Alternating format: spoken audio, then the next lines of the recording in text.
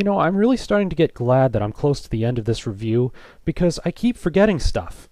Once I get to the end, then I don't have to go and say, oh, I forgot this. Back in part 11, I said that there was no level 70 Paladin tank weapon, but I can't tell you how many people have come up to me and said, hey, here's this crystal forged sword. It was designed specifically for Paladin tanks. So, okay, I'm gonna give it a heart. It's not that big a heart because it seems like it was the only weapon that was designed specifically for Paladin tanks. Everything else that Paladin tanks use is either a caster weapon or it's a warrior weapon. Another thing they pointed out was that mana isn't really that big an issue for tanks. But enough about that, I'm going to get to what Part 12 is all about. Wrath of the Lich King and the changes they're bringing about for Paladins in it. Now, I'm not going to be able to cover everything thanks to time constraints. So, I'm just plain gonna miss some stuff. Also, since these Wrath of the Lich King talents really aren't set in stone, I'm not going to give hearts or skulls directly for what they're giving us, but if it's proof that Blizzard does or doesn't hate Paladins in terms of the overall attitudes that they show, then I'll give it a skull or a heart. It's starting to look like this is going to be a complete and utter rewrite of the Paladin class, and let me tell you, it's about time. I mean, if Blizzard doesn't want bad game reviews and conspiracy theories, what they need to do is really step up the pace in how fast they fix the Paladin class. I mean, they proved with Reckoning that they can fix the Paladin class quickly if they choose to. But in patch 1.9, they didn't choose to. Burning Crusade, they didn't choose to. Patch 2.3, they didn't choose to fix the Paladin class. It's about time. I'm tempted to give it a skull here, but everyone's going to think, okay, this guy is totally unfair. Blizzard does something nice and he gives it a skull? Okay, no skull for that one. Fine. I guess it is mostly good news. I mean, in Wrath of the Lich King, they're doing a whole bunch of things which they should have done back when the Burning Crusade came out. They're giving us a new baseline heal, and Paladins were the only class before that didn't get a new heal. Another thing that they're doing is they're adding an on-demand damage ability. It's called Shield of Righteousness, and while it looks to me like it's only going to be really useful for tanks, it's still on-demand in its damage, and that's good. Also, a lot of Paladins, in particular Alliance Paladins, complained about the faction-specific seals. In all but a few cases, Seal of Blood was a lot better than Seal of Vengeance. But now they're opening up the faction-specific seals to both factions. Another thing they've done is adding an on-demand ability that replenishes mana, Divine Plea. It's basically evocation all over again, and to some extent that's bad, but Paladins have been looking for an on-demand mana replenishing ability for a long time. Finally, we're getting one. I have to take these new trainable abilities as an indication that Blizzard doesn't hate Paladins, so I'm going to give it a 9 heart. It's 9 because it's a definite indication that Blizzard doesn't hate Paladins and that they're listening to us, but it's not a 10 because there's still room for improvement with these. Another thing that they're doing right now is they're trying to make Holy Paladins more mobile healers.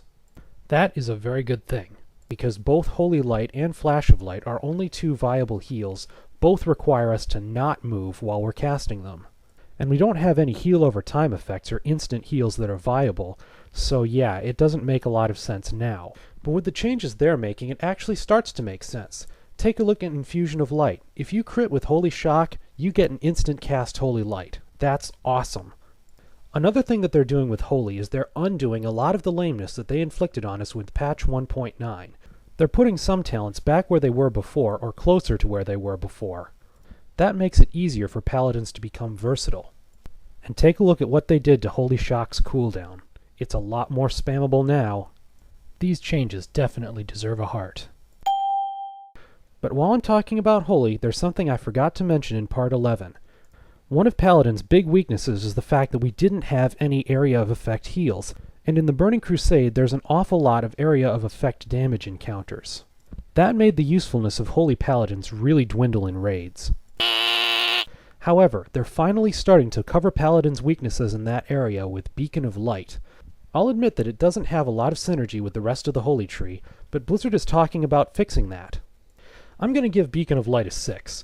While it's true that it's intended to cover Paladin's weakness in a couple of areas, the fact that it's so mana inefficient and it gets more mana inefficient as you go along, and the fact that it heals for so little, it just really needs a lot of improvement. It's a good thought, but it needs improvement. There's a lot of work that needs to be done deep in Holy. For example, making things revolve around judgment really doesn't seem to make sense for High and Holy.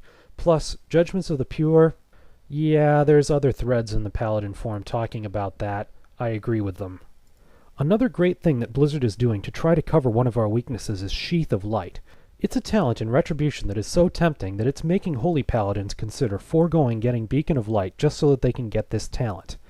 It makes our critical heals have a heal over time component. Plus it increases spell power based on attack power. Maybe we should have had this back in patch 2.3. A talent like this one provides versatility without sacrificing too much specialization, and I honestly think that our talent trees should be riddled with talents like this if they want us to be versatile. Besides that, Retribution is getting loads of raid utility added to it, which is something that we probably should have had all the way back when the Burning Crusade came out. Judgments of the Wise provides a lot of mana for your raid. Divine Storm provides extra DPS and healing, but, well, there's a problem with those too. The tooltips are a little bit ambiguous. But either way, it provides more raid utility. And then there's Repentance.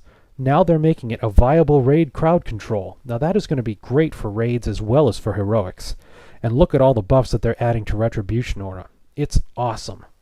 But I know what all you Retribution Paladins are thinking. The Art of War nerf. You're expecting a big fat skull from it.